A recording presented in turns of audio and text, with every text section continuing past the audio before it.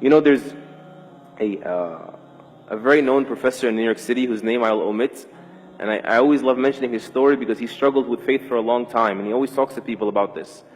And he was an atheist, and he came back to Islam, and he says, I read a line for Mohammed Iqbal, and it just shut me down. And all my research was finished, and I said, there's no running from this. Mohammed Iqbal, rahimahullah, he says, sure, you can deny God, but how do you deny Muhammad? Alayhi salatu wassalam. In other words, sure, you can be immature and say, I'm not going to believe in something I don't see. Case closed, stop talking to me, right? But how do you deny someone who lived in the flesh here, who God communicated with? How do you deny the reality of Muhammad sallallahu alayhi wasallam? How do you explain that? We need to revisit that. How does a man get born in a vicious environment, alayhi salatu wasalam, and he becomes this beautiful, soft, delicate, bashful, merciful person who was content when people couldn't even be patient, and was merciful when people couldn't even be just.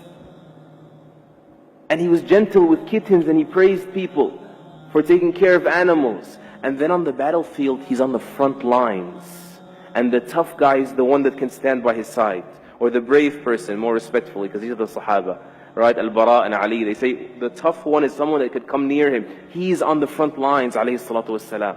How do you explain someone who's like that, of valor, and then he stops the army, as Ibn Mas'ud says, or he says we were on a travel, and he says, who scared this pigeon regarding her babies? Who took the babies away?